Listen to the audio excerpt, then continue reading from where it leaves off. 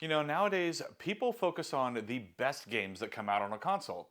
And today, we're going to do the exact opposite. We are going to focus on the worst games in my Xbox 360 collection, according to Metacritic. So let's dive in, shall we?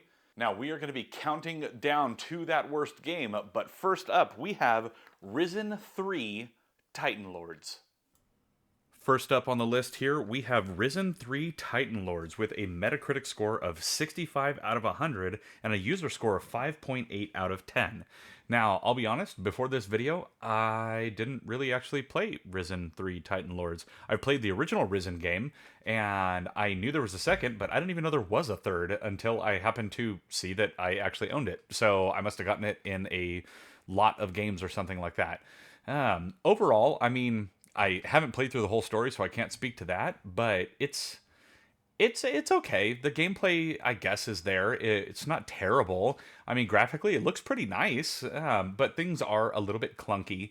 And I mean, overall, I guess giving it more of an average score is okay. I don't know if going as low as 65 out of 100 is very fair. I mean, in my mind, the game would have to be pretty bad to be that low, but this one is okay in my opinion. Up next, we have Two Worlds. Up next, we have Two Worlds with a Metacritic score of 50 out of 100 and a user score of 5.0 out of 10. And honestly, I must have been looking at this with nostalgia glasses because originally, when this game first came out, I thought it was pretty good. I mean, it wasn't the best game I had ever played, but I enjoyed it. I did not have a bad time playing the game. But, I mean, looking back on it now, yeah, this game is pretty rough, man. Like, graphically, combat-wise, just everything with it is just not polished, and it does not hold up well today, in my opinion. But, I mean, I enjoyed it when it first came out. I had my fill of the game, and I guess that's all that really matters, as long as you have fun with it, right? Up next is the ultimate in gamerscore spamming. We have CSI Hard Evidence. Up next here is CSI Hard Evidence with a Metacritic score of 48 out of 100 and a user score of 4.9 out of 10.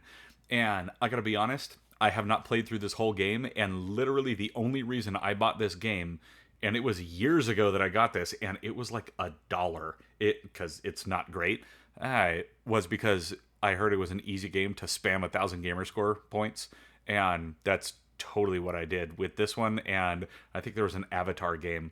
I was able to get easy gamer score points because, you know, that totally matters in life. But yeah, I don't like this game. Maybe there's someone that does, but I think if anything, the score on this is too high. I don't care for this game at all. And next up, we have Aliens Colonial Marines. Up next here is Aliens Colonial Marines with a Metacritic score of 48 out of 100 and a user score of 3.9 out of 10. And I think that's very justified.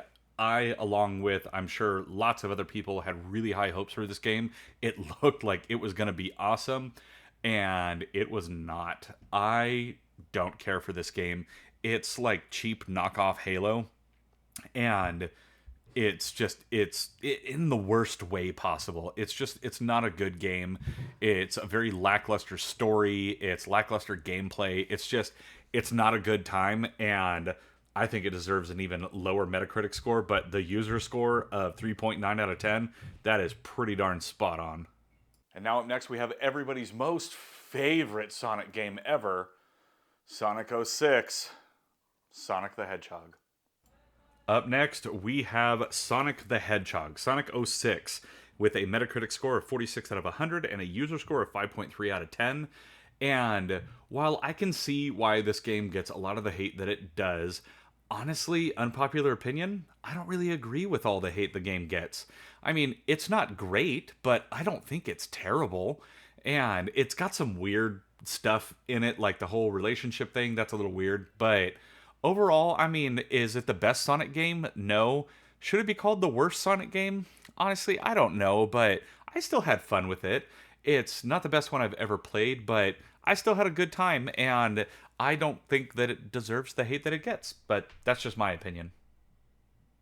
Now, up next is the second worst game in my current Xbox 360 collection, according to Metacritic, and that game is Warriors Orochi 2.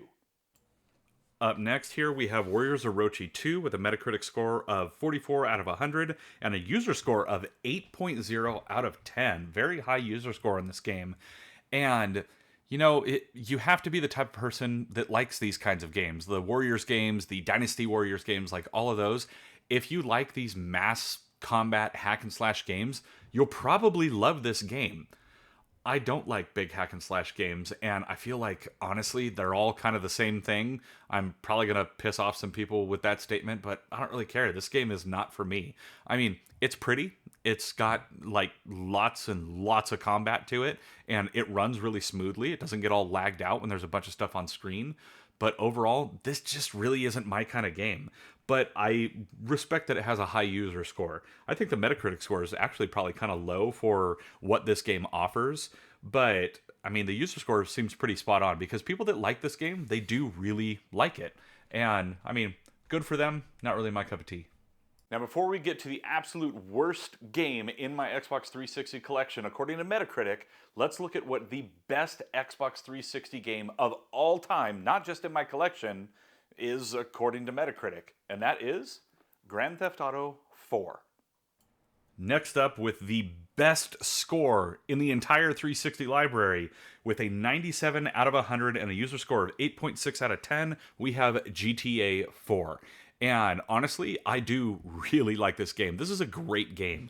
It has excellent driving mechanics. It's got excellent storylines. It's got tons of stuff to be able to do. You really get to explore the city, and there's a lot to offer in this game. I mean, obviously they like super expanded on stuff like that in GTA 5, but in this game, it's really good.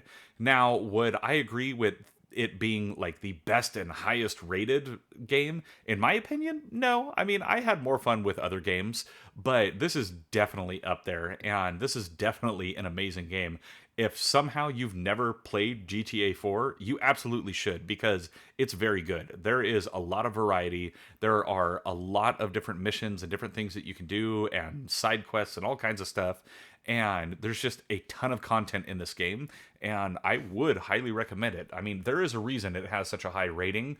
It's not my personal highest rated, but it's definitely a really good game. And now, before I show you the worst game in my current Xbox 360 collection, according to Metacritic, a quick recap. We had Risen 3, Titan Lords. We had Two Worlds, CSI, Hard Evidence, Aliens, Colonial Marines, Sonic the Hedgehog, 2006, and Warriors Orochi 2. And now, the number one worst game in my current Xbox 360 collection is Harry Potter and the Deathly Hallows Part 1. And here we have finally come to Harry Potter and the Deathly Hallows Part 1 with a Metacritic score of 38 out of 100. Ouch. And a 4.3 out of 10 user score. Both bad scores. This isn't the worst rated 360 game there is, but it's the worst rated one in my collection, and for pretty good reason. This game is clunky. I mean, it looks pretty good, and I think graphically it still kind of holds up today, but the controls are just terrible in this, and even though I really enjoyed the books, the way they progress the story in the game, I don't care for it. It wasn't fun, in my opinion. And like they tried to get gimmicky with it, with using the Kinect and things like that, but I don't think they executed it very well. If you want to play a good like Harry Potter universe game, Hogwarts Legacy, man, that game is amazing, and that's a good time and a good experience. This though is just, it's not. You're kind of playing through not even the book but the movie, but then they add extra stuff to pad out the game, and it's just not good. It's really not a good game. And there you have it, everyone. Those are the 7 worst games in my current Xbox 360 collection, according to Metacritic. Now, let me know down in the comments below, what are the worst games in your collection and the best games in your collection, according to Metacritic, if you feel like taking the time. Or just tell me your personal preference. What are your best and worst games in your Xbox 360 collection? And if you like this video, then check out this area right here to see another one. And as always, I'm GameDad. I thank you all for watching, and I'll catch you later.